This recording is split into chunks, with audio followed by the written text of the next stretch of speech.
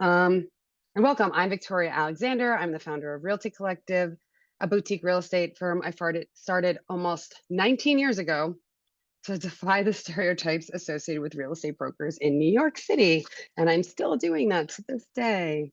This workshop is designed to outline the process for you here in New York City. It is in no way comprehensive, but New York City is different from anywhere else. And so the internet is not going to always be your best resource. And that's why we offer this class so that people can really understand the process and the things that they need to know for the New York City specific real estate market. It can be overwhelming, and especially if you've never done it before, but just know that you're in a good place with good experts to get you guided through the next steps, and do not feel stressed out at all about this process. Today is your first step in becoming a homeowner. Congratulations. We want to make sure you have all the information at your fingertips and you're making educated decisions. And that's why we offer this resource to you. There's a lot of gatekeeping around the information, especially in New York, and it's hard to navigate on your own. So don't let scary sales tactics or the internet scare you off from making your homeownership dreams a reality. And we want everybody to feel empowered and educated. This is the biggest investment you'll probably make in your life. And you want to make sure you're making the right decisions for yourself and reaching your own goals. And you want to hire experts, industry experts that have doing this a while, not your friend that just got her real estate license, or your uncle that also practices law, but sometimes it's divorce law. You want someone that this is their bread and butter, that this is their an expert at. Make sure that you're picking the right experts to guide you through this process.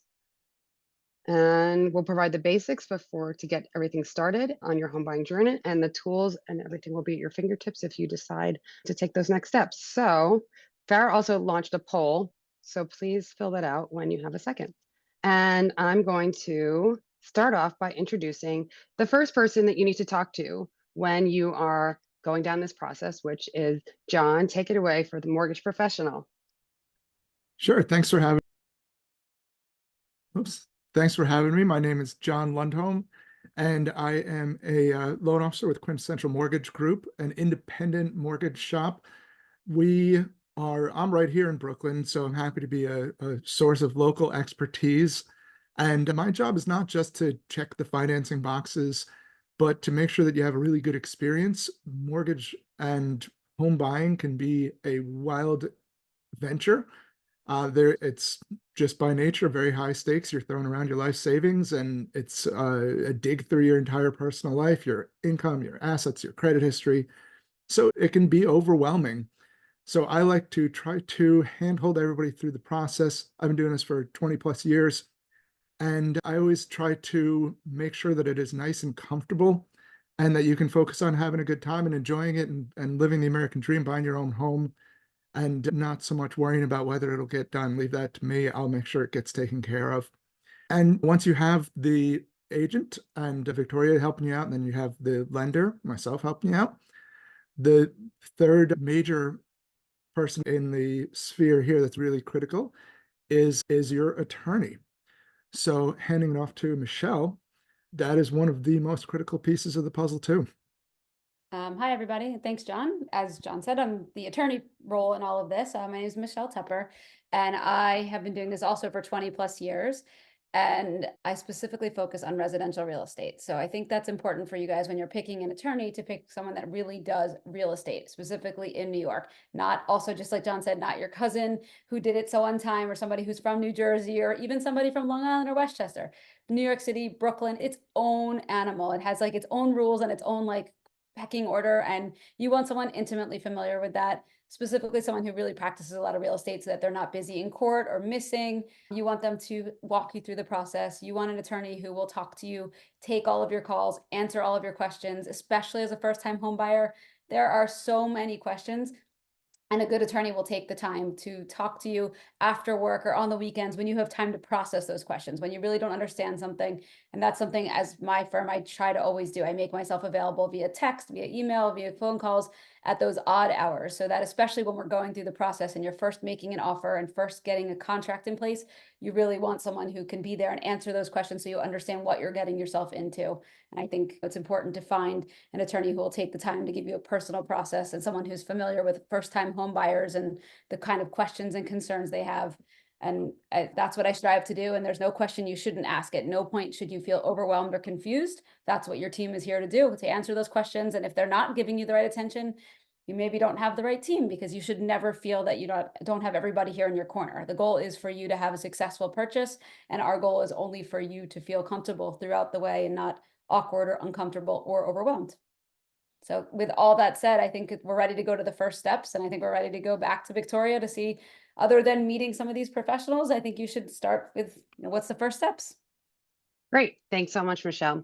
Yeah, so I just want to reiterate the first steps are figuring out your buying power and talking to a mortgage professional and understanding that. And even if you don't feel like you're there yet, understanding what the things you need to do to get the bank to say, hey, we're going to give you a loan for the amount you want. And so that conversation is free, and you should be reaching out to them, because we don't want to go look at property unless you have that pre-approval in hand that says you're qualified for buying the thing, because you want your ideas and aspirations to align with reality. And that's always the biggest challenge with getting people to get off of the internet from street easy and into reality of what they're going to be able, their home purchasing power is going to be. So my job is not to find this needle in the haystack um, property that exists out there on the internet somewhere, is because everybody now has, the way that real estate has changed in so much in the last 20 years, is that now listings are available to everybody, and there should be no gatekeeping or listings that you don't have access to. Most for bigger firms like Rebney, Compass, and Corcoran are all members of Rebney, and we share each other's back-end database with each other. So all of our listings are in one place for us to see, to make sure that the buyers are getting that information. So we don't have anything special that nobody else has. Our job is really to be your matchmaker, your therapist, to help you. Like John said, this is emotional roller coaster. You want to make sure you're making decisions that are based on, not in some sort of dream world and not based on emotion, but based here, grounded on earth, with what is actuality you can afford and what you're going to be able to move forward on. And don't let a bidding war or any other sort of situation get you there where you're now like, oh my God, what did I just do? So I'm here to make sure to keep you even tempered and calm and stress free as possible, and help guide you through each step of the way so that you don't let your emotions get the best of you, and help you figure out what should you be putting an offer in, what's your strategy, and how are we going to get to the finished closing table without you murdering your partner. So why buy now is where I usually like to start, because rent is too damn high. Somebody called me today and was like, I can afford $6,000 in rent, but I also am interested in buying. I was like, are you interested in paying $72,000 this year to rent to somebody that you'll never see again? You're always paying somebody's mortgage. It's either your own or somebody else's. So you should be investing in yourself and not some other person, because if you can afford a decent rent here in New York City, and you plan on staying here, you should be considering purchasing. You get to make your own design, long-term investment in yourself, and you're building equity for yourself as well. So we have put the rent to buy versus matrix link for the New York Times in here to figure out, there are situations where if you have a rent stabilized or rent controlled apartment, might not be the smartest thing in the long term to be purchasing something if you're in one of those sweet deals. But those are the scenarios where you need to crunch the numbers. So now that you are ready and you've assembled your team, there are a couple other people you might need, like an inspector, a contractor, an architect if you're buying something that needs a lot of work. But we have these referrals for you. So don't feel like you need to do any research on this. I will give you a list like I do for everything else of people you can call and talk to, and then you're going to pick the right person for you. Michelle said it's important for you to set expectations on what your communication style is and how you want to be communicated to, and making sure that person's available on the times that you need them to be available. I have some lawyers that I love, but like they don't give out their cell number and they're not available on the weekends or after work hours. And that, I think that for some people that are used to being available all the time, is frustrating. So you want to make sure you're picking people that are in line with your expectations and that you're communicating your expectations. Communication is a big part of this process. We want to meet you where you are, and we can only do that if you communicate with your expectations. So I'll ask you a lot of questions to make sure I understand how to meet your needs. So the first thing after you've assembled your team now is, and you've gotten your financing piece together, is where do you start? And I say that's not on Street Easy. It's with cutting your pre-approval and everything down. And that doesn't have to be locked into 20% down. John can tell you that varies. The same thing with fixing your credit score and understanding some of the programs that are there. John, you want to just talk a little bit about what the financing piece looks like? Yeah, absolutely. Just to reiterate, the number one thing is do the pre-approval early, do it first. There's no cost, there's no commitment. Pre-approval doesn't cost you anything, doesn't commit you to anything. And QMG, when we do the pre-approval, we use a soft credit check instead of a hard credit check, so it doesn't even hit your credit. So there's no downside to doing the pre-approval, and you will find out the answers you need to know. So you don't have to wonder, you don't have to try to Google it and do back of the envelope calculations and everything. Do the pre-approval. It's really critical. And it serves a couple of key functions. One is to let you know how much you can afford. A lot of times people will talk themselves into an out of property, and they will think they will go searching above their budget and fall in love with some place that they can't afford. But just as often, people will be looking below where they're really where their budget really could reach. And they might be getting discouraged with their search and not know that they could bump it up by 10, 20, 30%. So the pre-approval gives you those kind of parameters and tells you a good range within which to search. Number two, it represents you to a seller. And particularly in a market like the current one, there are often multiple bids on properties. And so a seller may be looking to figure out which bid do they want to go with. And if you have the pre-approval, you are basically telling them, hey, I'm a serious buyer. I've taken care of my homework. I've run through the numbers and I'm good for it. The bank is saying I'm good for it. So that helps to get you down the road with the sellers as well. And again, pre-approval, totally free, no obligation, no downside to doing it. So within the lending space, there is a lot of people have the concept of kind of the classic gold standard, which is 20% down, salaried income, giant savings, and that's the real bread and butter right up the middle of the loan structure. But that is absolutely not the only path. The lending world is filled with customization and lots of flexibility and options for a huge variety of stuff. So again, don't talk yourself out of it. Don't think that you need to save up a certain amount to get there. Find out what you need. Don't think that you need to make a certain kind of income to get there. Talk to us. We'll help you walk through all of that. And there are options for primary homes, second homes, investments, co-ops, condos, multifamilies, lots and lots of different stuff, lots of different income structures, lots of different asset requirements, lots of different credit scores. You can have a big range of credit scores. Really, the whole key is do the pre-approval, get on it early. And New York real estate is very much like a lot of things in New York, where it can be very slow for a while, and then all of a sudden it moves really quickly. And if you don't have your homework done, if you're not in the right position, if you haven't done the legwork in advance, you could miss that window. So the sooner you get all of that knocked out, the better position you put yourself in, whether you end up buying right now or whether you end up buying in 3 months or 6 months or 5 years. Sometimes it's 5 years. Yeah. I want to just also say to people about the mortgage process is that do not use any of these online or AI type mortgage platforms like Rocket or Quicken. Most other brokers, when I show them a pre-approval like that, they're like, we'll take this for now, but you're gonna have to get a real pre-approval. They just really don't have a lot of faith because those companies don't actually understand in New York City that the specific beast that it is. And with co-op and condos, you need to get a mortgage pre-approval from a company that is reputable and a bank, FDA, FDIC rated here on the ground that's working all the time. And that's just with the same thing with why I'm encouraging to work with a lawyer, that an attorney that has worked on co-ops and condos and it's their bread and butter business and what they're doing every day, because co-ops are a specific beast. They don't really exist in almost any other metropolitan city. And you want someone that's going to guide you through this process and look for the things that will come up in due diligence that a lawyer in out of state isn't going to necessarily catch, or that doesn't do this every day. So that's why it's important that when you're interviewing people, you want industry experts that have been doing this for a long time, that have relationships in the industry, and that they have a proven track record here in New York City, and they're not some online thing that you're never going to talk to again. So that's the meat and potatoes of making sure you're working with a real person and not a computer application like Rocket or Quicken or any of those things. Yeah, and I would absolutely second that. The local expertise, particularly in New York, is critical.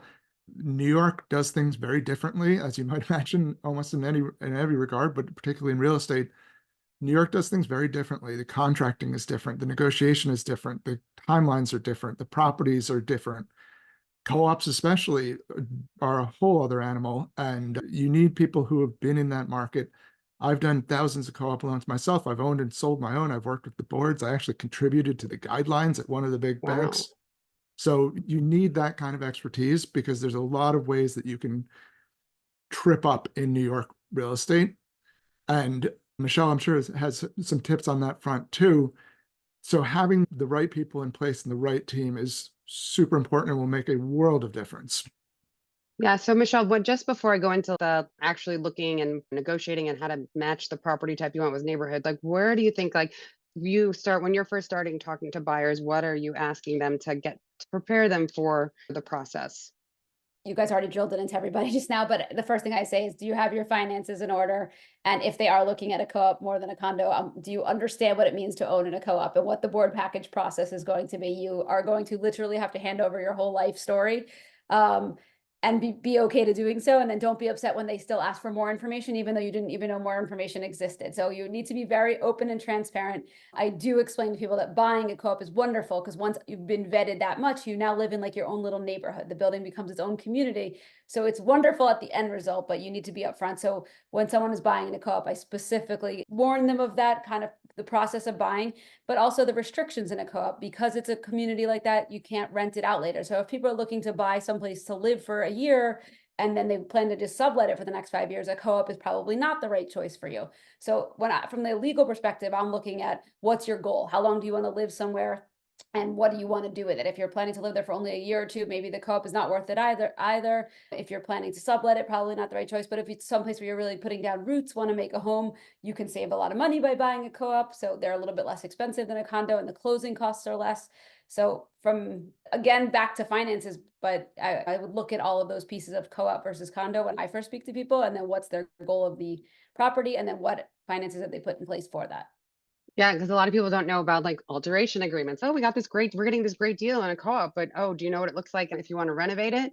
I don't really understand that part. And they don't understand that co-ops also, everybody's like, oh, I can only put 5 or 10% down and the building says that they'll take that. But are they going to take your DTI, like debt to income ratio? Those are things that that needs to be discussed with buyers so they understand the full picture of what the qualifications are for some of these properties. And I think that a lot of assumptions are made around that. Anything And else to add?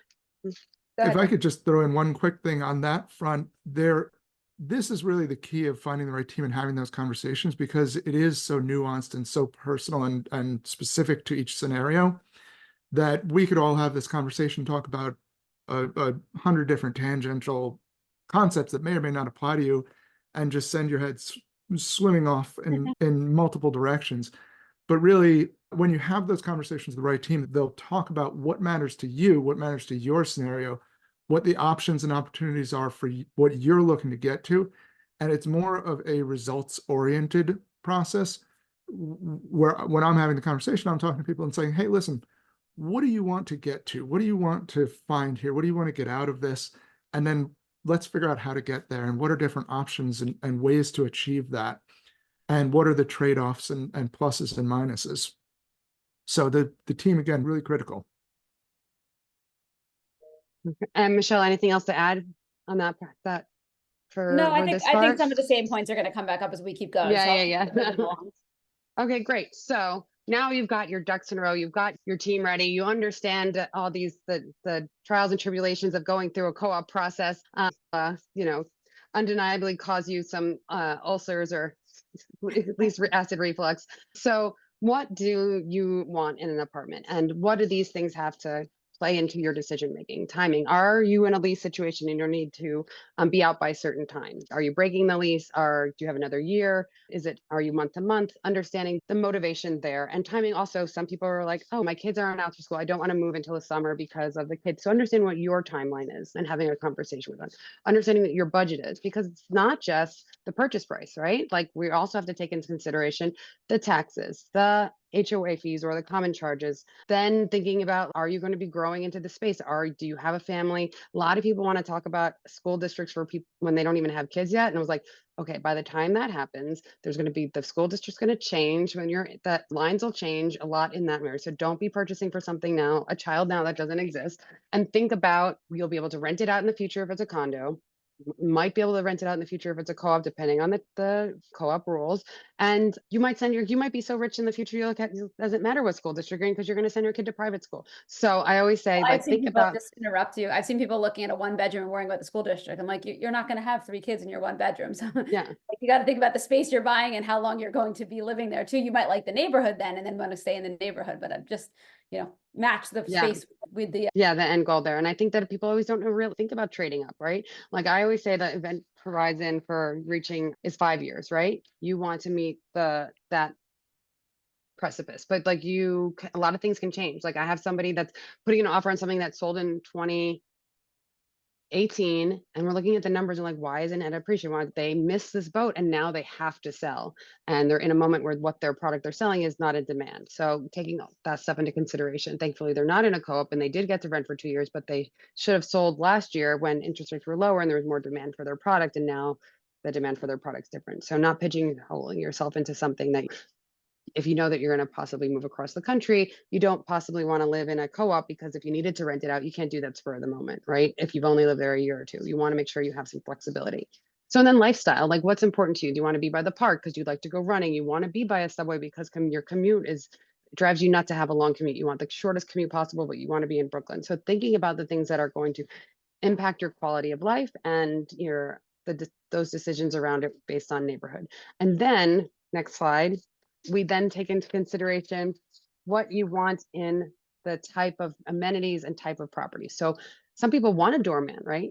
Doormans aren't usually aligned with new construction, depending on the building, but you think of those with pre-war co-ops in Brooklyn Heights and Prospect Heights. And so if you want to have a doorman and maybe possibly even a porter, those things are not usually offered in Brooklyn condos, maybe Williamsburg and some high-end luxury ones, but they're few and far between. So understanding that your expectations are aligned with the properties that are available in that neighborhood, because a lot of people are like, I want to live in Prospect Heights, but I want a brand new construction building with a lot of amenities. Hard to find. You want to live in pre-war co-op in Williamsburg. It's needle in a haystack. So understanding that the neighborhood you want and the type of property you want align with each other. And that's sometimes the thing that I get a lot of questions out of is, I don't know what neighborhood I want to live in. I've lived in Park Slope and I know that we're priced out of here. What are the first steps to figuring out what I want? And my always advice to people is, okay, find the neighbors you're interested in exploring, pick some open houses, call a friend or put it out there on social media. Hey, who lives in this neighborhood that I'm friends with, and say, come to these listings with me. We'll make a date of it. And then let's go get brunch. And you can tell me why or you love this neighborhood and what you hate about it, so that they, from a firsthand experience of your friend that knows you, can tell you what they like about it. And give you an honest opinion about their quality of life there. So that's one of my favorite tips, is just, you get to see real estate. Everybody loves looking at real estate. You get to see your friends and you get to explore a new neighborhood. Sounds like a very quintessential New York Sunday for people that I know. Next slide. We kind of go over this, like Zillow's, Trulia, Redfin. Do not use those sites. StreetEasy is like my favorite user-friendly sort of public site. And then if you're working with a broker, they're going to set up you in their back-end database that will have all of the listings that most of the sites that you're looking on anyway, but they'll be more updated. Zillow will sometimes label co-ops as condos, not have the taxes, not have the common charges. We'll have properties that are sold still on the listing platforms. So making sure you're using a reputable site and one that's consistent. Like Redfin's like a discounted site. It has the weirdest things on there and they're not up to date. So just talk to somebody about what platform you should be using. If you're using a public site, I always encourage people, StreetEasy is the most up to date, unless you're interested in neighborhoods that are off the beaten path that are harder to get brokers to share information, like Canarsie, or I don't know. I can't think of other strange neighborhoods right now. Okay, so next slide. Making your offer and negotiating terms. Oh, John, putting in streeteasy.com. Thanks. So things that I like to talk about that you need to make your offer are your revenue submit offer form that'll put all of your information so they can see your finances and what you're working with together. And then your pre-approval. And then I ask people to write a cover letter. In other parts of the country, cover letters people aren't using those, but still in New York City, people use them because with the co-op process, it helps them understand if this person is screaming something off the bat that the co-ops are going to have a giant red flag on. So those are the 3 documents I ask people to prepare before we even start looking. Some people wait, they don't listen, and then we can't be the first offer in, because putting the first offer in is a strategy that John has told you why it works from his end. But for me, I think there's a psychological benefit to the sellers feeling like you are first. They feel obligated to, and if you pull on their heartstrings enough, and say the right things, they're going to say, "Oh, those are us 7 years ago, honey. Let's sell to them. They loved our design. They think that our family's cute." So it's really important to be ready. So to make your offer, then making sure that you then have everything lined up with the team members. So that's why it's important you pick who you's on your team and that they have accountability to other people on your team, because they will make sure that, hey, John, I need you to update the co-op, the pre-approval letter. So it says this, can you do it right now?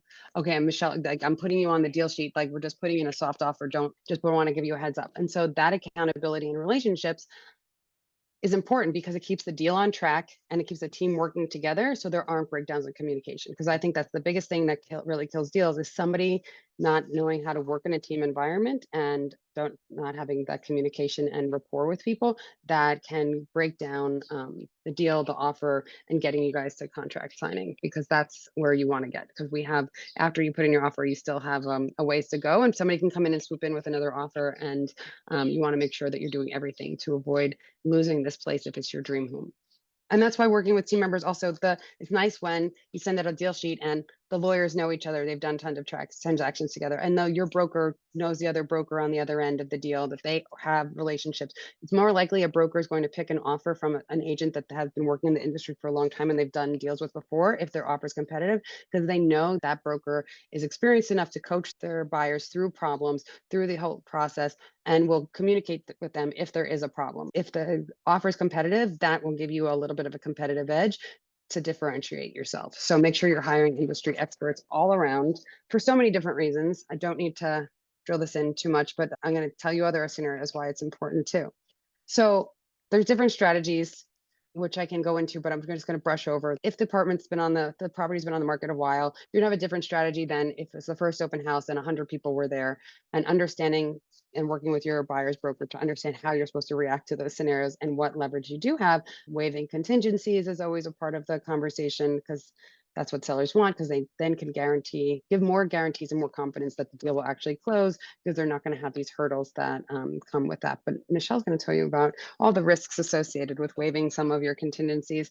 But once you negotiate the terms and you've been advised on what those terms mean for you, then the lawyer will definitely advise you again in a more legal way. But you're basically buying the property as is. And so the deal sheets will go out to the lawyers. You'll notify your mortgage professional that you've put an offer on something, so they can also research the building to make sure there's not going to be any financing issues with it.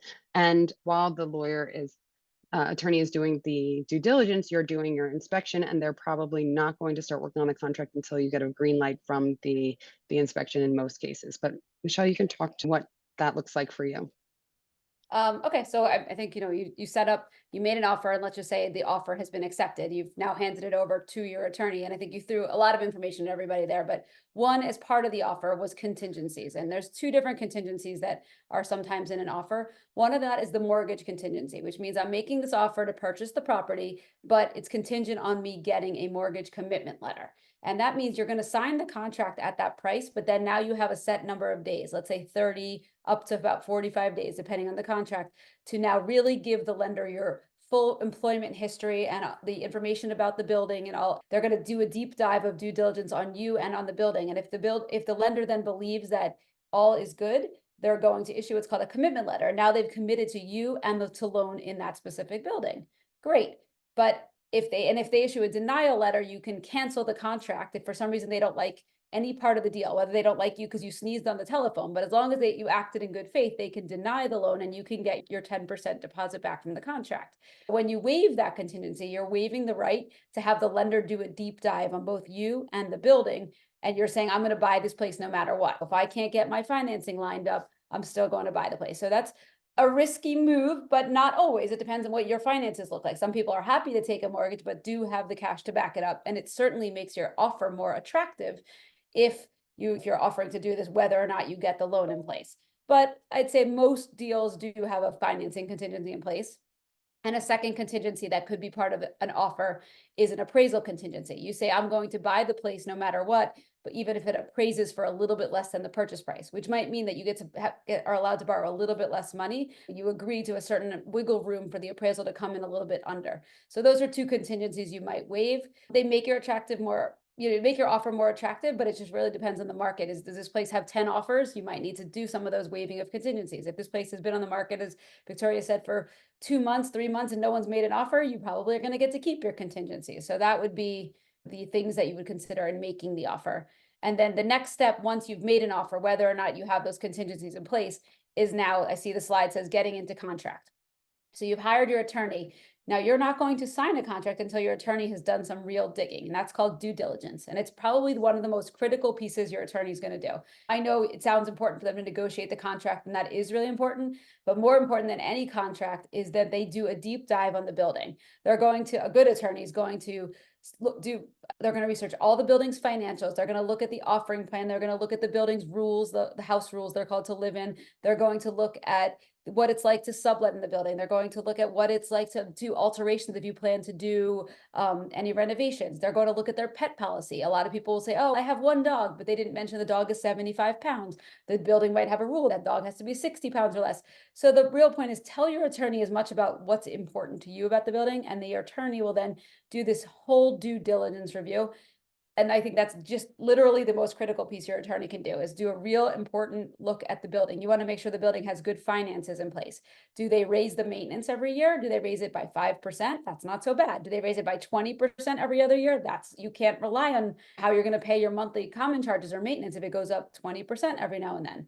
So you want to know about the finances. You want to know if they have any big capital projects going on. Are they putting a new roof on the building? Are they renovating the elevators? Are they having a flooding problem and they need to waterproof? Those are things you want to know about the buildings, and did the building budget for that?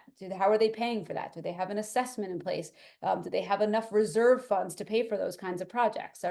So there's so many pieces in this, but I think the critical piece when you're picking an attorney is someone who's going to put a lot of focus on their due diligence and review and give you a full due diligence report on the building and the health of the building and their forecast of how they see the finances going from the past and into the future. Obviously, we don't have a crystal ball, but we see these trends and we look at the same things in the finances regularly. So that's a really critical piece. The second piece the attorney will do before you're in contract is actually negotiate the contract. And that is working with the other side, the seller's attorney, since you're the buyer's side, working with the seller's attorney to negotiate different riders that protect you and protect them. Like, we want the seller to disclose, have there been leaks in the apartment? Have there been bed bugs? Have there been any rodents? Have there been any noise complaints from the neighbors? All that kind of stuff. So you want all that put it into a contract to protect you so that the seller can represent that none of those things have been an issue in the past year or 2 or 3 in the building. So I think Can you talk about the new disclosure? Because I think that's a big change that really protects buyers right now. Certainly. So there used to be this rule, the PDCA, I believe it's the initials, or PCDA. Basically, whenever you were purchasing a home, so this doesn't apply to co-op or condos, but when you're purchasing a brownstone or a single family home or any freestanding property, the sellers, rather than having to give disclosures to the buyers about any leaks, any troubles, any conditions, termites, rodents, anything, they could just pay the buyer $500 at closing and not answer any questions. And so the buyer was left relying just on their own inspection and their own eyes to figure this out. And recently, I believe it was March 1st, there was a change in New York law, and maybe it was March 15th, but that the sellers can no longer rely on paying this $500. They need to fill out a full disclosure form, and they're required to provide it to the seller at the outset before they're signing a contract. It's all new, and it remains to be seen how much sellers are actually disclosing. They are supposed to give full disclosures, and it's a great piece. Personally, as an attorney, I would still have my buyers do an inspection on their own. You don't know if the seller lied. 100%. A landlord and they just had a tenant in place, the seller could claim, I didn't know the banister was loose, or I didn't know there had been water, nobody told me. So I wouldn't rely on this, but it is a greater piece of accountability now from the seller's perspective, that they need to disclose anything at least that they have knowledge of. We could discuss what But it's knowledge. only for 1 to 4 families. This doesn't, co-ops and condos don't need to. Correct. It does not apply to buildings. So in a building's case, it's still on the attorney really to do a lot of this due diligence, read the board minutes, look at the financials, see what kind of problems they've had in the building and in the unit, and try to get you as much information as possible. In all of those scenarios, I still recommend that a buyer does an inspection. It's not a huge cost, and I think you just get a little bit more peace of mind. It's not required in a co-op or a condo, but I just think knowledge is power, and you know what you're getting into in this big purchase. I feel like when they changed it, they should have changed that aspect also and just had if their management company or whatever, fill it out along with the questionnaire. That would be wonderful, but not gonna That would happen. be wonderful. I'm thinking there's a lot of, it could happen. There's a lot of things that they're making a lot of changes to protect people now, like tenants. They just did they're not doing the whole thing, but good cause eviction laws. Like they're going to have some ramifications now for things like in 2019, we had the Tenant Protection Act. Like there are things that, and now all the lawsuit stuff around commission stuff is also another way they're trying to protect the consumers. And I think that the disclosure form is something that should be used more strongly to help people. Because I think that even with inspections, like I've had one or two situations where it's really devastating for people to realize that they didn't get what they were planning to get in that scenario. So I didn't mean to interrupt, but so No, there that are was other parts of perfect. the due diligence that we should be considering before we're signing the contracts. No, I think I covered it. I think it's really just make sure as you're interviewing your attorney and as you're picking your dream team, any attorney that you speak to should mention how important due diligence is. If they don't, I think you're missing the most critical piece of this whole process before signing the contract. You really need to make sure that proper due diligence is done, whatever kind of property it is. Yeah, and I think that one part of that is also just when you're doing the due diligence, the financing due diligence, because you do want to make sure that your mortgage professional is looking at how many units are owned by the sponsor, how many units are still going to be on the market after this to figure out the financing piece for you so that you're going to be actually to get a loan in this building. And so that's why calling John up and just saying, or sending him over the contract saying, this is the building, then he can do some preliminary research to see if there's been a deal in the building before. Is that how you do it, John? You look on a database to see what closed deals have been there so that you know that financing is going to be easy or hard here? Yeah, definitely. I have a whole flow around that where I'll check with a bunch of different investors and backers to see who's been lending in there. Also check public record and see who's been filing in there. So I do tend to do a bit of a dive on there. Now, to some extent, you are protected by your contingencies as long as you keep them. Right. And generally speaking, with the contract contingencies, you'll have a contingency not just for a commitment letter, but a non-contingent commitment letter, meaning that it is. So with the lending world, what we'll usually do is we'll do a initial review into your personal financial data, and we'll do an underwrite on your income, assets, credit, and that, at least for us, is usually just a couple of days. We're pretty fast at that. Sometimes the big banks will take 3, 4, 5 weeks on that stuff. We'll usually get it done in 3 or 4 or 5 days. But the appraisal and the building review are not always completed by then. So in the contracts, and this is again where you want to have the right team, I'll counsel people that is not a commitment letter that satisfies your contingency, particularly in co-ops. For example, in a standard form co-op contract, line 18.1.2 will specify that it's not a complete commitment letter until the appraisal contingency and building contingencies have been, or details have been satisfied and signed off. So you will then wait for those two pieces to come through before providing it to the sellers, so that you make sure to get the protection that is in your contract completely. And on the diligence side of things too, one other point of note I always like to mention is that you absolutely don't want to skimp on the diligence. You want to take care of it. You want to get it done, but you also need to move quickly, because one of the quirks in New York is that you are not in contract until you are in contract. If you have an accepted offer, you're not in contract. If you sign the contract, you're not in contract until everybody signed it. They can sell to someone else and pull the deal. So you want to keep moving quickly. You want to get through from the point at which you get your accepted offer, you get the handshake agreement, you want to get to the contract pretty quickly.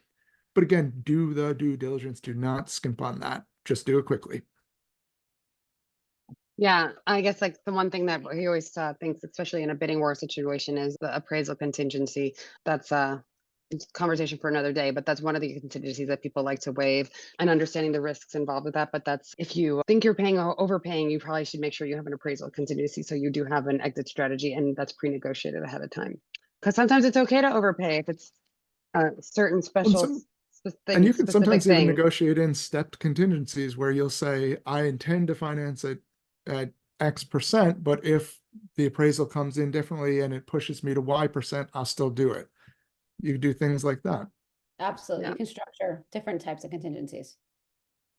Love that, guys. I'm going to learn so much about structured contingencies in our next one-on-one. We can go I'll into that defer to after. Michelle on the formalities, but that's definitely something that Anything's possible. You can put anything in a contract. You just gotta have it well thought out about what the different steps would be and what goes wrong when. New York's a weird place like that. Just always be prepared. That's the best you can do, is having people that at your side that are prepared to tackle. If everything looks good and your lawyer says that everything's in line, because they're looking at the financings, they're looking at the minutes, they're making sure that the questionnaire is in line with everything that's there. You will then, and the inspection goes on, then you will sign the contract, and you must have 10% of your funds in a liquid account to transfer to your attorney to sign your contract. And that is the point where you can then breathe. Breathe that somebody's going to come in and scoop your apartment or place up underneath you and put in more money or derail the deal, because until you sign that contract, that's what can happen. Somebody can come in and offer more, and the sellers could like lose their job offer and decide they're not moving across the country and no longer need to sell their apartment. Like, until you sign the contract, really there's nothing holding it together, because they don't have your signature, they don't have your money, and they can change their mind in that time frame. So you want to, the biggest part is the race to get the contract signing, but you race to get there, but make sure you're doing it with all the proper information. You're not going to sign that contract unless the lawyer has said, and everybody in your council has said that there's no red flags here. We don't need to get any more answers. There's no sort of hidden things. So then once we sign the contracts, if it's a co-op, you'll still be talking to me, because I'm going to be helping you make your beautiful co-op package. But your biggest goal here is making sure the bank has everything it needs, because then it's the race to get to your commitment letter. You need that commitment to submit your board package. You need that commitment to get to closing. And so the bank is doing all this due diligence and the property's going through underwriting to make sure that you can get your commitment letter. So John, do you want to talk about what the bank's doing once you're in contract? Because that's the big piece here, I think, for Yeah. what you guys are doing. Basically, the mortgage review is when we really get into the fun stuff. We do a deep dive into all the corners of your life, and we will get income documentation, we'll get asset documentation, we'll dig into your credit history. And essentially, the bank is looking at it and saying, hey, we're going to give you 4 or 5 times your income for the year and hope that you pay us back. So we're going to figure out whether we think that'll happen or not. And there are a lot of very specific ways that it goes down, and there's a lot of very bizarre mortgage logic that I'm always happy to dive into with people should they care. But suffice it to say, we will need to evidence a couple of key tent poles. One is your credit history. We want to know that you pay people back and that you have used credit, that this isn't your first venture into the world of credit. So having some credit history is good. On the asset side, we need to make sure that you have the money, so that if we sign off on everything, you can actually go to the closing and cut the checks you need. So we need to see that you have liquid funds or funds that can be liquidated prior to closing, so trading accounts, things like that. And then the real crux of it is the income. And a mortgage is a loan against your income. People think of it as loan against property. It's actually a loan against your future income that is collateralized by property. So the income is really the key piece. And that's where we'll really get into a lot of detail. We'll want to see essentially that we can predict your income going forward to a reasonable measure. And this is a regulatory thing too, ability to repay and Dodd-Frank rules and all this stuff. We need to know that you will be able to pay the bill. And we're not looking to own the property. We have no interest in that. We lose money virtually every time we foreclose. We want to have you pay us and have you pay us for lots of years, and that's where we'll make our interest money.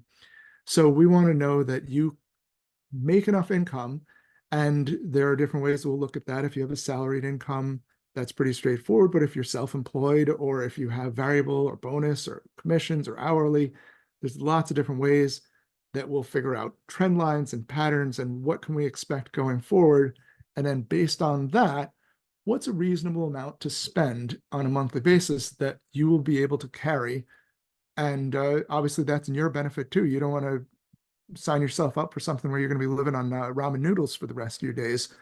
You want to find your budget. You want to know what you can pay.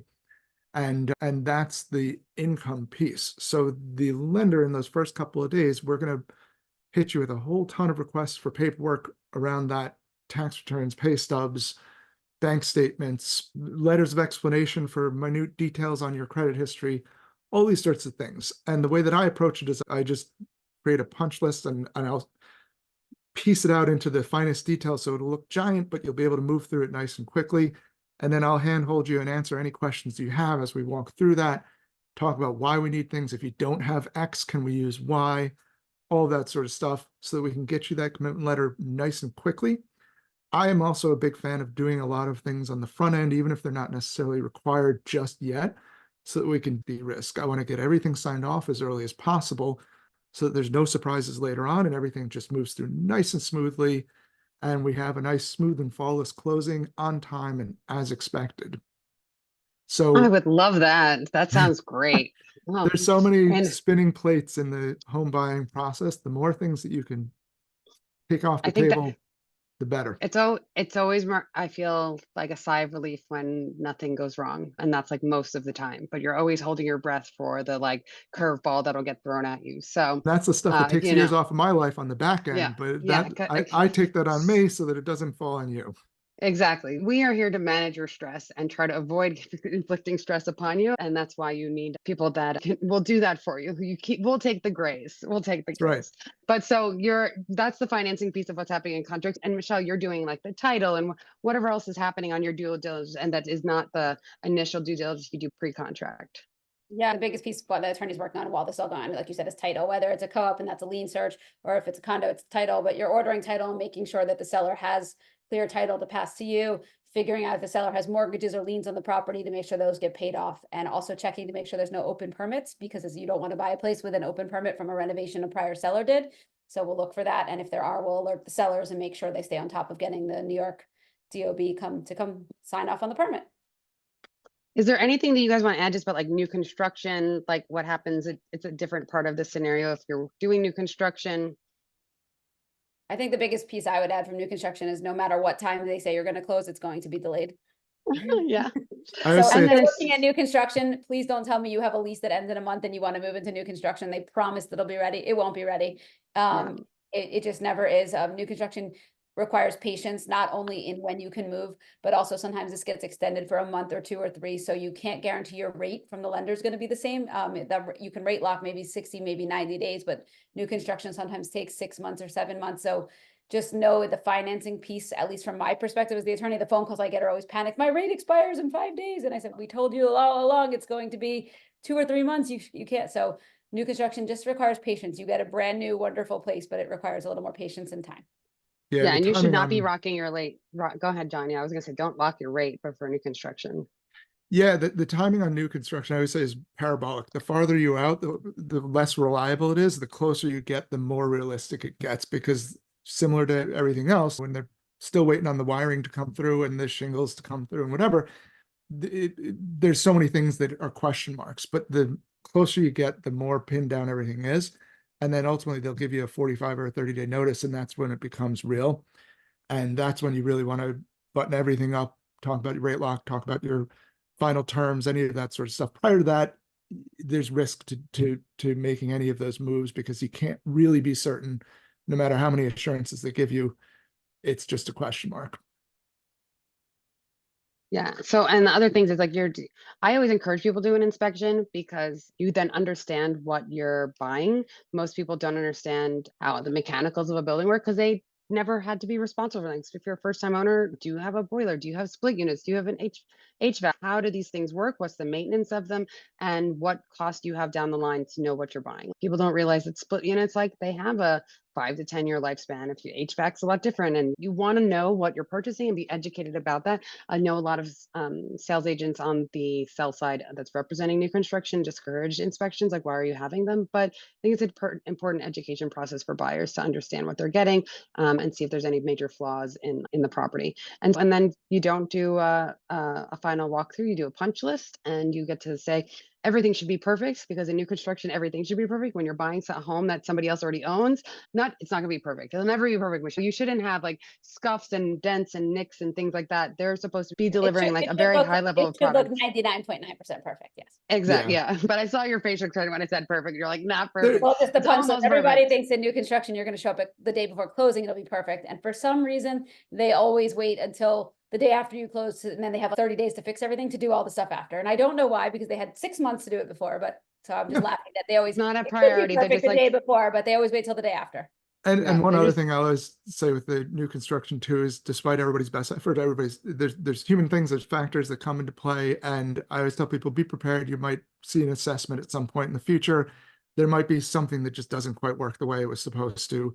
And so there, even though it's brand new, even though it should be perfect and you'd love it to be, things happen, and you want to be prepared that there may be some future bills that come through.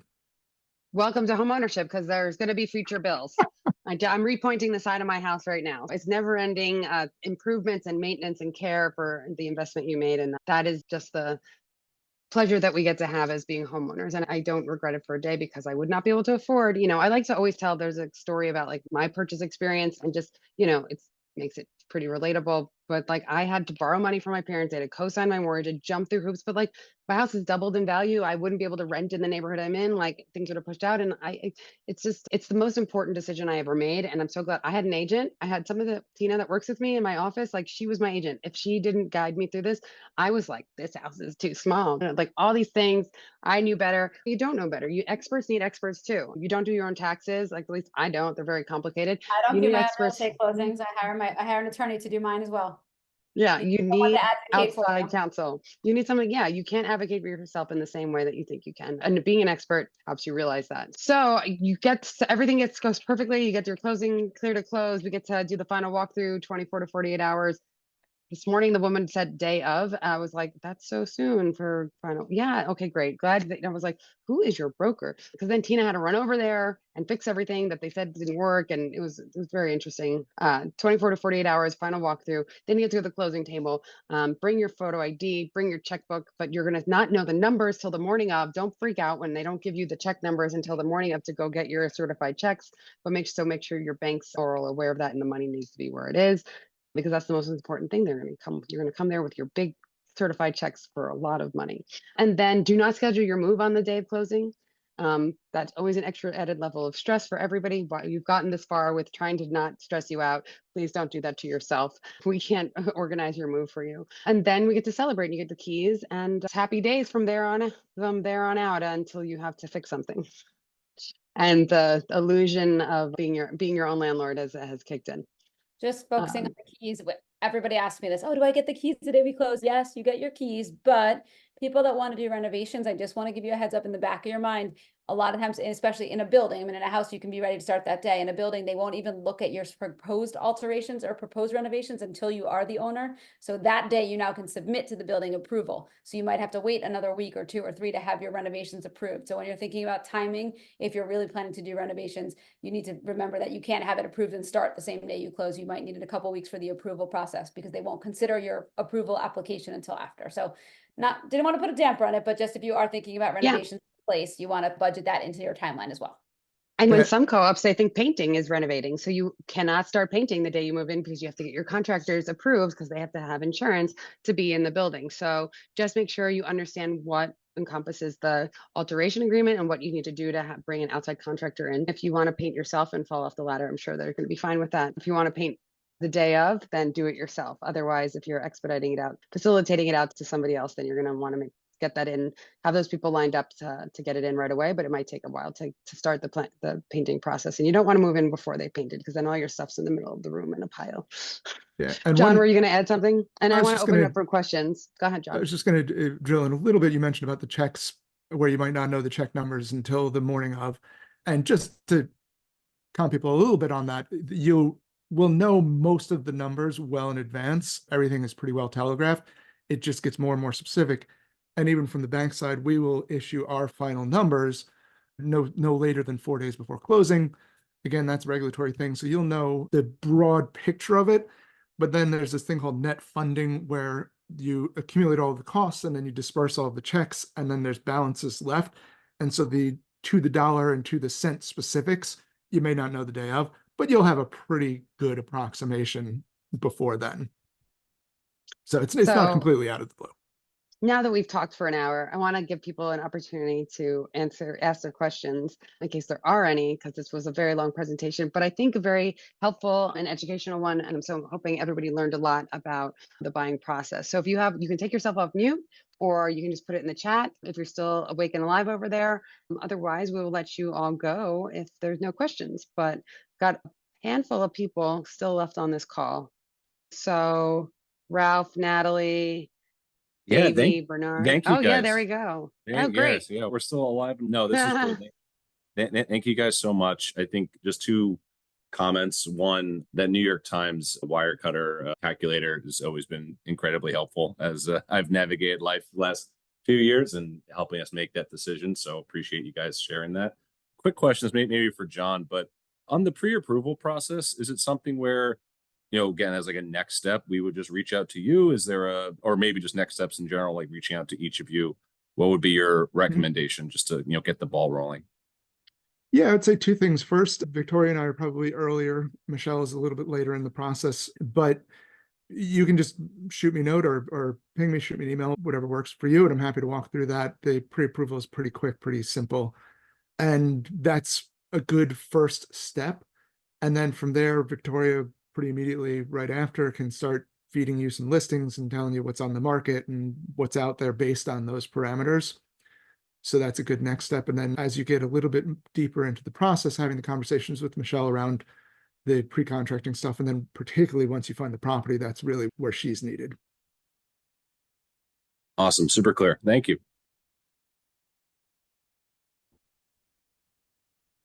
Hi, this is, Great. Go ahead. Other questions?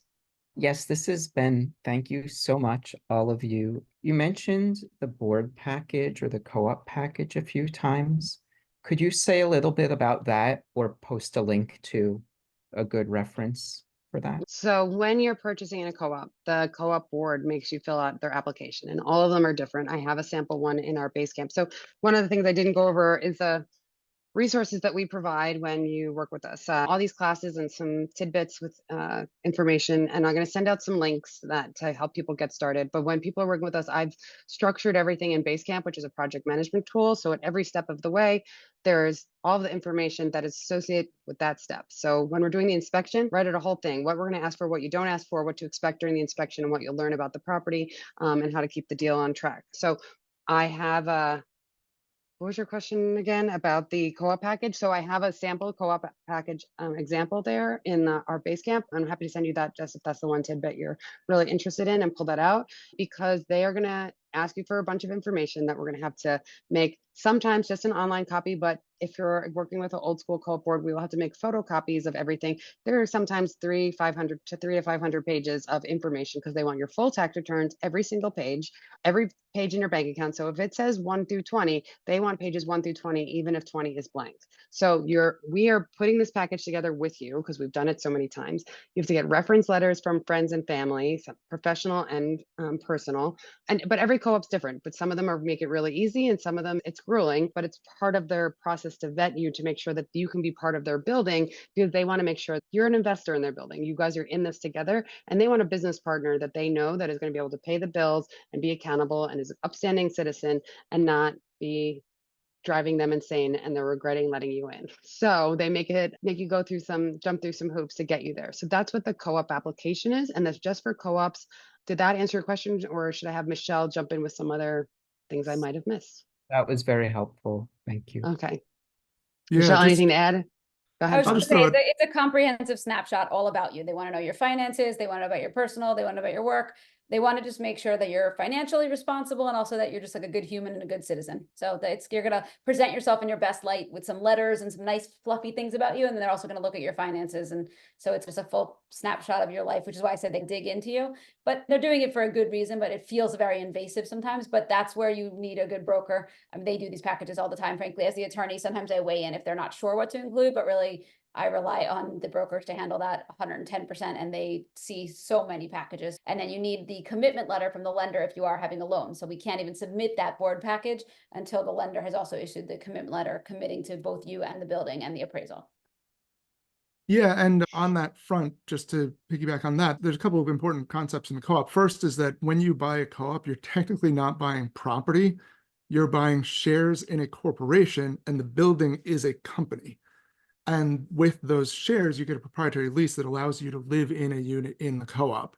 So where that comes into play with the board package is that the co-op board has a fiduciary obligation to their shareholders, which is the other people in the building. And they are obligated to maintain the finances and the living standard of the building. So when you're putting together a board package, it really comes down to two things. One, they want to be sure that you're going to pay the bills going forward, so that it's a communal living structure. Anytime you're in a building, there's shared expenses. So they want to make sure that you're financially sound and reliable and you're going to pay those bills. If you don't, everyone else has to. So that's piece number one. Piece number two is they want to make sure that you are someone that they want to share the building with. So if you are a rock and roll drummer or something like that, you might have a harder time in a co-op. If you are a litigation attorney, you might have a harder time in a co-op. And that's a lot of the property selection stuff. But as long as they wouldn't mind seeing you in the elevator every now and then, that second hurdle is passable. That's where a lot of the personal reference letters come into play.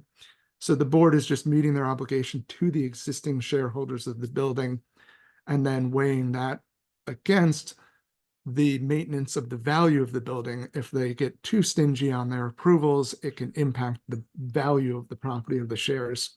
So they want to keep the building liquid, but also maintain the finances and the lifestyle. Any Hi other there. questions? Oh, great. This is great Q&A. I love it, guys. Very engaged audience.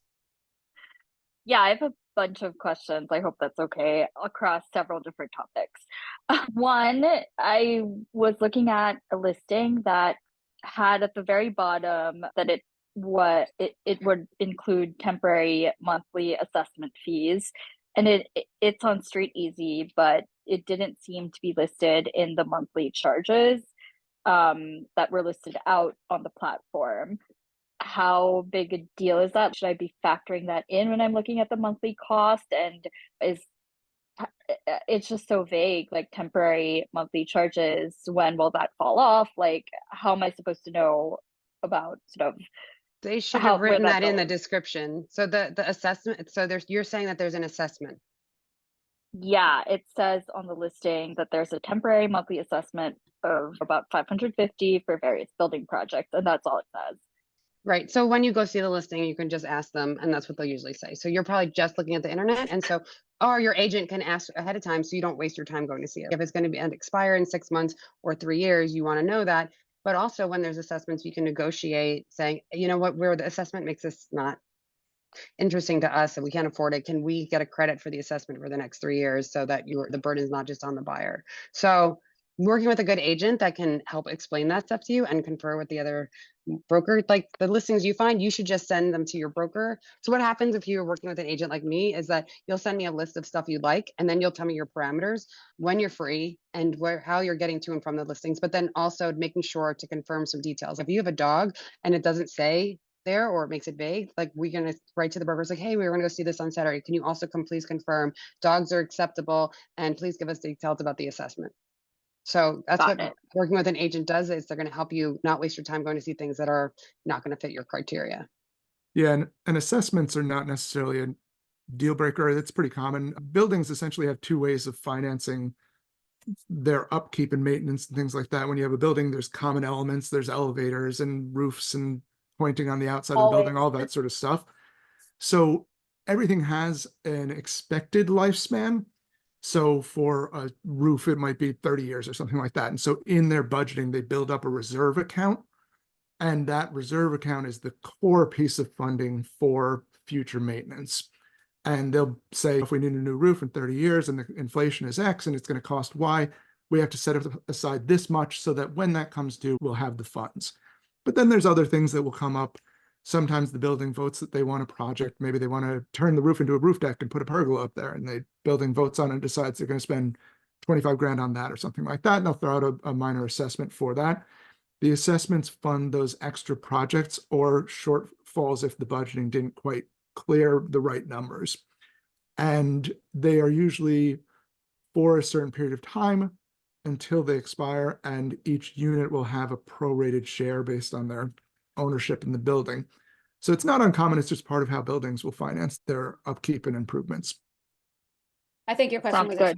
should it be listed in the monthly, and on a proper listing it would be, but sometimes it does get missed, or if it's been on the market for a little while, somebody didn't update the listings. If it wasn't caught there, and obviously you hope you didn't waste your time and get this far, obviously that's something the attorney would also catch in due diligence. Rule number one, we ask, are there any assessments and how long is it for? So that you won't go into a building and not know about it. And in fact, what we're trying to look for is also not, are there any right now, but are there a history of them, and do they do this every year to do a different projects to try to predict future ones as well.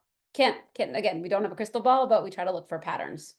And then related, the monthly maintenance fee, that It seems to be different across different units. When I'm looking at certain units inside a co-op, for instance, how can one count on that fee being the same for a certain period of time? What is the standard for these things? As far as the amount, there isn't a standard other than that a co-op, just understand that it includes real estate taxes within that number. Whereas a condo, you pay taxes separately. So a condo fee, the common charges might look lower to you, but that's because you also still owe real estate taxes. Whereas in a co-op, that real estate tax is already built into the monthly maintenance, we call it in a co-op. As for what's the standard number, it depends on the amenities of the building. Are you paying for 4 elevators or 1 elevator? Is there a gym? Is there a door? It really, those numbers change based on the amenities of the building and what the building, the insurance for the building is. So many factors building into the building, as well as their budgeting for future projects and such. So there's not an industry standard of what the number is. As far as, maybe John has a different answer, but I don't see an industry standard. What I do look as a standard is how much do they increase each year? 3 to 4%. Right. Is a normal cost of living increase every year. 3 to 5% even is okay. When you see a 9-10% increase, that's a little red flag. Not always bad, but it just depends on why. If it's a small building that only has 3 units, it might make more sense when they're trying to keep up. But whereas, it's really, I'd like to see 3 to 7%. I'd like to see as a normal increase per year, and that doesn't give me any concerns. Above that, we have a conversation about why is that happening. Yeah. And within a building, each unit will be charged, and it's prorated based on their share of the building ownership, whether it's a condo or a co-op. In a co-op, it's the number of shares of the corporation. In a condo, it's the percentage ownership of the building. Unit A and Unit B might have a different maintenance charge. Between properties, the maintenance varies depending on, as Michelle mentioned, the amenitization. What are you getting for it? The other big piece in co-op world is the underlying financing of the building, which can tie into what kind of upkeep and renovations and things that they are doing. And portions of that may also be tax deductible. So often they will say things like X% is tax deductible because you're paying a share of a overarching mortgage and there's mortgage interest. And so then you take that to your CPA and see, can you benefit from that? But they can usually give you that detail too.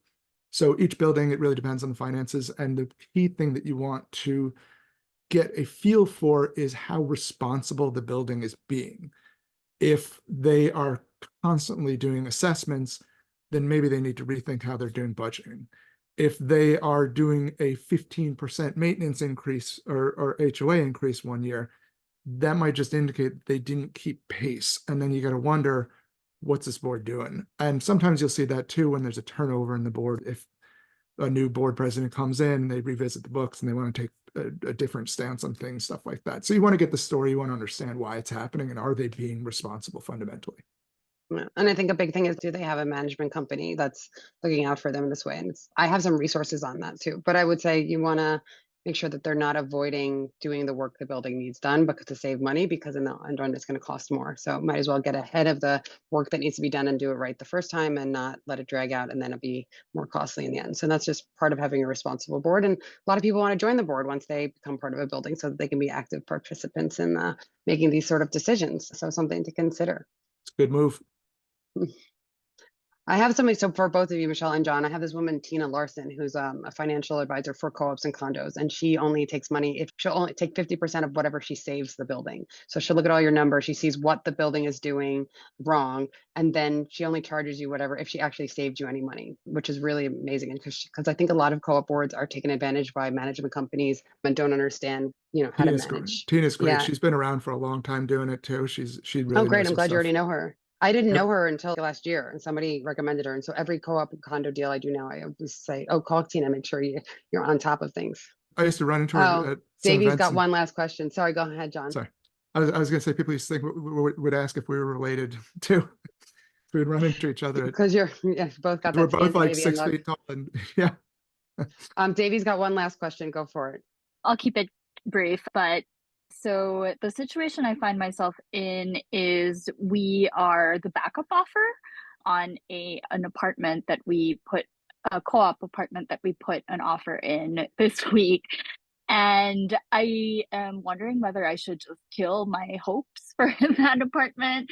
What is the likelihood that this is actually still something I could consider that could happen, or should I just move on?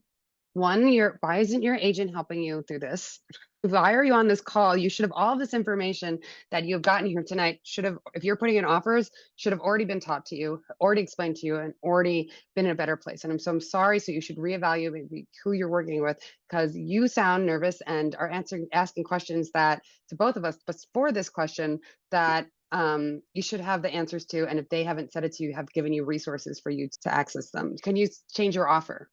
The only way to beat out another offers and you be the backup one is to waive some contingencies, offer more money, or offer something attractive that to even compete. But if they've already committed to somebody, the seller might feel compelled to see what happens, even if you're offering a little bit more to give yourself a competitive edge. Was it a bidding war, or was it? Tell us about the scenario and try to help you. It seemed like it was a blind bidding war. There was just an email that went out that was like best and last offers are due by a certain day, and then that was it. Okay. And are you representing yourself? No. Okay, good. Okay. So yes, that's normal final bidding war. And so what happens is they just had a stronger offer, and you don't know what the stronger offer is. Maybe they just look better on paper and they feel like the co-op board is going to approve them more because they have more liquidity, or there's more people are just having a higher salary or better credit score. Because with a co-op, a lot of the times when you're asked for best and final, they'll ask you for a Reb financial document, which will disclose more of your financial details than just the Reb submit offer form. So they might have just waived more financing contingencies or offered other things that you're not gonna be able to compete with because it's blind, and so you don't know what that is. But if you were guided to give your best and highest offer, that's all you can really do at this point, because you're not gonna be able to put yourself in a position where if you get accepted, you're really not gonna be able to fulfill the obligations that you have hence put forth. Does that make sense? And then should you hold out, anything can happen. This is real estate, it's New York City. They can do the inspection and get their mother who was giving them a down payment not like the apartment, and they can walk away, and then you guys are next. So I was like, there is always a chance of hope that things could happen, but I wouldn't put all your eggs in that basket, and I would get back out there and look at other things and try to continue to be aggressive about the stuff that you do, so that you can be the first offer in, and because that gives you a competitive advantage. And just being prepared to get to the first open house, get to see the properties that you're really interested in. Now at this point, hopefully you've figured out what that is. Does that help? Thank you. That's really helpful. You definitely want to be ready to be the first offer in, but as far as backup offers, things fall apart all the time. I don't want to give you the wrong hope. I don't think you should be waiting on it. I think you should be out there looking for new things and generating new places and finding the right perfect place for you. But sometimes just because you put all that effort into the new stuff, sometimes that other place does come back. It could turn out as simple as, like I've told you an example earlier tonight, somebody had a 75-pound dog and the building only allowed up to 65 pounds, but they didn't find that out till their attorney did due diligence. Guess what? The whole deal fell apart because the dog. So now they go on to them, they come back to you, hey, do you still want the apartment? So does it happen? Sure, it happens, but I don't want you to believe that you're going to be automatically getting this place or anything of that sort. So I think the best thing to do is, for good vibes, go out there, start searching for your next place, have everything lined up, and maybe this one might come back to you. Okay, but also if you're already working with us, which I didn't realize, Davey, then all of this stuff is available to you for in Basecamp, which you go over that stuff too. Don't feel like just because some other people have the other offer and that you can't get it, you're being competitive. And it's good to just get other information to make you feel reassured of where you are and everything. Yeah, and you never know, someone might have put in a higher price offer, but they're a little bit less sure of their financials, and so they like that offer if it works, but your offer is more sound to them. And as Michelle mentioned, you never know what can make a deal fall apart. I had a client win a bid at one point many years ago because the prior bidder had accepted offer, they've been negotiating on contracts, and then they brought their parents in who were extremely superstitious, and the mother felt that there might have been ghosts in the unit, and that killed the deal. So I kid you not, ghosts killed the deal. So I have never heard that one before, but okay. There's new stuff all the time. That's New York for you. That might have been my fault, because I tell buyers that they have tons of off ramps until they get to contract signing. Do we need to give a reason? I'm like, you can tell them that you like had a bad dream, and in the dream your dead mother came to you and said, don't buy this apartment. Like, I tell them to come up with I'm like, whatever, it doesn't matter. It doesn't matter, except for that you do not feel confident moving forward. And so we can give whatever reason you want to give. But that it doesn't matter. If you don't want to give all your money to this, you do not need to feel obligated. You need not have to be pressured to move forward with something that you now are not 100% confident in. And first, let's have a conversation about why you don't feel 100% confident, so you can understand, is this your nerves? Some people have anxiety, something like things can drive their decision making. Is this a sound and reasonably understandable fear? Or is this something that's like going to come up in every unit and that we need to work through this now so that you can move forward to the next one? Yeah, and real Okay, estate Natalie, you don't have very to much. listen. Thanks, Natalie. Have a great night. Sorry, John. Yeah, the real estate very much is on a spectrum too, where there's always some amount of compromise. That the perfect property doesn't exist a lot of times, and you want to check as many boxes as you can. But at the same time, there's the other end of the spectrum where you're just buying for the sake of buying, and you're going to regret it forever. So you want to find the balance in there. You want to find a place that you're going to love, that you could be happy with, but figure out, are you making enough compromises, or are you not making enough, or you and get the right balance.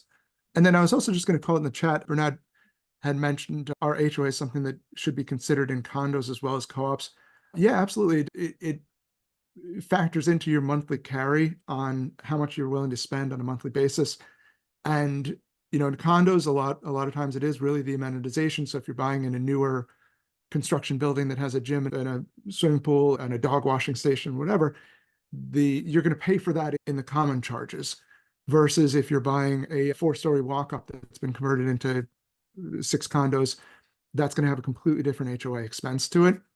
And you want to figure out, what are you getting for the HOA money? If you are getting a movie theater and a gym in the building and a swimming pool and all these different things, and you're going to use them like crazy, and then you get to cancel your gym membership at down the street, and you get to have your kids hang out in the playroom and do all these different things, that might be worth it.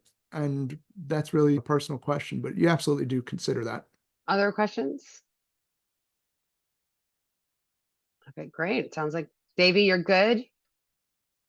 Yes, totally. Thank you for I wish answering so you, thoroughly. yeah, I wish you all the best of luck with, I hope that situation works out for you. And I've known people that have put in like 30 offers, and it just takes sometimes, depending on where the market's at and where, how many buyers you're competing with, because that's what's happening right now, right? Is that a lot of buyers are just coming back into the market. They're tired of waiting for interest rates to come down. A lot of banks are offering incentives to encourage people to move forward so that the interest rates are not going to be so much a hurdle for them and be able to refi or things in the future. Rate doesn't But have to be a permanent thing. yeah, you're married to the property for whatever reason until you decide to sell it, but you're not the rate, I refied after I purchased my property. So it's one thing to think about that. And people are bidding on rented. What's his question? Sorry. Are bidding on rented apartments, fun stuff out there. Oh, you mean they're bidding on apartments that are condos or cars that are people are renting out right now? Correct. Yeah. That was more me complaining about the rental market right now. It's just as fierce, if not worse. The supply and demand issue around New York City is very challenging in all aspects, sadly. Yeah. So, but when you have the right that. team and you do all of your homework in advance, you put yourself in the competitive edge, and then you can move quickly and set the anchor from which everyone else needs to budge. I always encourage people to put an offer in. It's like for their B property. So I write this whole email to everybody when they get started about their emotional roller coaster, preparing themselves for the weather of the storm. And I always say, don't wait till your perfect apartment to put in an offer. It's really important for you to go through this process and learn so that when the right one comes up, you have the wherewithal to know how this plays out for you, and being prepared for that. So I always say, if there's something you like and you're actually would consider it, if it was, you got it at the right price, let's put in a softball offer to try to figure out what this experience feels like for you, so you can be educated about it. You can ask me the questions in this time and I can explain them to you now, not when it's so much pressure and tension for you because it's your ultimate dream apartment. So I think we're tied up on questions now. Davey's feeling good. Ralph's upset about the rental market, and Natalie had to go. So I appreciate everybody's time and energy. This was a really great class. I love when everybody's engaged, and that we actually have questions at the end. Appreciate everybody. And if you have any questions, please reach out to us. We are available. And I have all of these resources that I didn't even talk about, the buying book, and you'll get a recording of this. So we'll talk another time, hopefully. I put my cell in the chat too. Feel free to reach out to any of us anytime. Thanks, no Ralph. cost, no obligation. Always happy to help. We're here to help. Thank you guys for listening. Yeah. Thanks, Ralph. Bye, guys. Yeah.